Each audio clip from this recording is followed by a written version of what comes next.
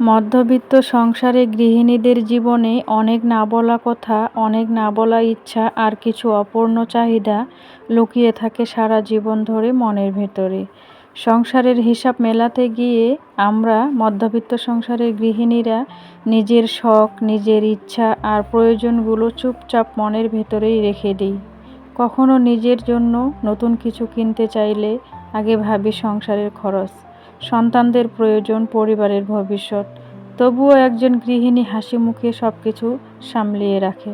আমরা সবাই সামলিয়ে রাখি, কারণ আমাদের কাছে নিজের চাওয়ার চেয়ে পরিবারের শান্তি সবথেকে বেশি গুরুত্বপূর্ণ। মধ্যবিত্ত সংসারের জীবনের সবচেয়ে বড় বাস্তবতা হলো, এখানে স্বপ্ন থাকে অনেক বড়, কিন্তু সামর্থ্য সবসময় পাশে থাকে না। আমরা গৃহিণীরা সারাদিনে অনেক পরিশ্রম করি, দিন শেষে এই ক্লান্তি ভুলে যাই পরিবারের মুখের দিকে তাকিয়ে। আমাদের ছোট ছোট ইচ্ছেগুলো অপূর্ণ থেকে গেলেও পরিবারের মুখের হাসি দেখেই আমরা অনেক বেশি শান্তি পাই। সেখানে আমরা প্রকৃত সুখ খুঁজে পাই।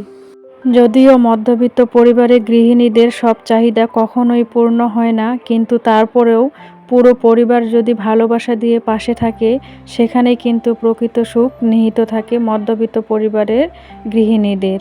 বিসমিল্লাহির রহমানির রহিম। হ্যালো এভরিওয়ান, আসসালামু আলাইকুম। আমার ইউটিউবের সকল ভাই ও বোনেরা, আশা করছি আপনারা সবাই অনেক ভালো আছেন। আলহামদুলিল্লাহ, সৃষ্টিকর্তার অশেষ রহমতে আমিও ভালো আছি। তাই তো চলে এসেছি আবারও নতুন দিনের সাথে একটা ভিডিও নিয়ে। আশা করছি আপনারাও আমার সম্পূর্ণ ভিডিওটির সাথেই থাকবেন। অবশ্যই ভিডিওটির মধ্যে একটা লাইক দিয়ে ভিডিওটুকু কন্টিনিউ করবেন। আর ভিডিওটি যদি আপনাদের কাছে ভালো লাগে, প্লিজ চ্যানেলটির পাশেই থেকে যাবেন।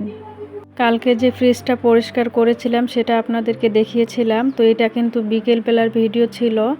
তো ফ্রিজের যে নেটগুলো ছিল সেগুলো আমি সুন্দরভাবে ধুয়ে রোদে শুকিয়ে এখন কিন্তু ফ্রিজের মধ্যে সেট করব। তো সেটাই একটু ক্যামেরা বন্দি করেছিলাম আর কি। আসলে যখন ফ্রিজটা পরিষ্কার হয়, চকচকে হয়, তখন কিন্তু অনেক বেশি ভালো লাগে দেখতে। আসলে সংসারের যে কোনো জিনিসই যদি গোছালো থাকে, সুন্দর পরিষ্কার পরিচ্ছন্ন পরিপাটি থাকে, তখন কিন্তু মনটা অনেক বেশি প্রফুল্ল হয়ে যায়, অনেক বেশি শান্তি লাগে মনের মধ্যে। দেখবেন যখন আপনার সংসারের সব কাজগুলো আপনি গুছিয়ে গুছিয়ে করেছেন, ঘর দুয়ার সুন্দর করে মুছেছেন এবং কি বিছানাগুলো সুন্দরভাবে গুছিয়েছেন, যখন আপনার সব কাজগুলো শেষ হয়ে যাবে, আপনি ফ্রেশ হয়ে একটু ঘরের মধ্যে একটু বসবেন, দেখবেন যে আপনি কতটা শান্তি পাচ্ছেন। অনেক বেশি ভালো লাগে, তখন মনে হয় যে মনের মধ্যে অনেকটা স্বস্তি মিলেছে আর অনেকটা প্রশান্তি পেয়েছি। তো এরকম একটা আর কি আমি অনুভব করি। তো আমি কিন্তু এখন ফ্রিজের যে নেটগুলো আছে তো সেগুলো এখন সেট করতেছি। আসলে এই নেটগুলো যখন আমি সেট করি তখন কিন্তু আমার কাছে অনেক বেশি বিরক্ত লাগে, কারণ এই নেটগুলো কিন্তু সহজে আমার কাছে লাগতে চায় না। তো সেই কারণে কিন্তু আমি অনেকটা বিরক্ত বোধ করি আর কি। তো আমি কিন্তু এগুলো লাগিয়ে নিচ্ছি। আর এখন সাইডে যে লকগুলো থাকে তো সেগুলোও কিন্তু আমি এখন লাগিয়ে নিচ্ছি। তো আমার ভিডিওটার মধ্যে অনেক বেশি নয়েজ আসতেছে, প্লিজ আপনারা একটু ক্ষমা দৃষ্টিতে দেখবেন, কারণ আমার পরিবেশটাই এরকম। আর আমি রাতের বেলা তো ভয়েস দিতে পারি না, তো সেই কারণে দিনের বেলাতেই আমি ভয়েস দিই।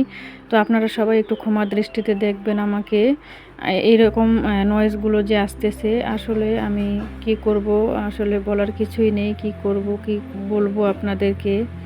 তো সবাই আপনারা আমার পাশে এভাবেই থাকবেন, ভালো কিছু করার জন্য সামনে একটু অনুপ্রেরণা দিবেন, যেন আপনাদের ভালোবাসা পেয়ে আমি সামনে এগিয়ে যেতে পারি, আরও সুন্দর সুন্দর কাজ আপনাদেরকে উপহার দিতে পারি।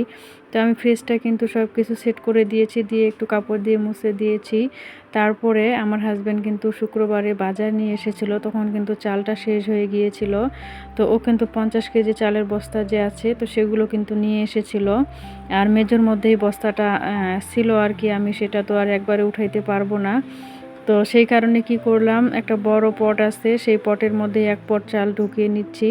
আর বাকি যে চালগুলো থাকবে সেই চালগুলো আমি কিন্তু ড্রামের ভিতরে বস্তাটায় ওইভাবেই ঢুকিয়ে রাখবো। আসলে অল্প চাল, সেই জন্য কিন্তু ড্রামের ভিতরে আর ঢোকাইলাম না।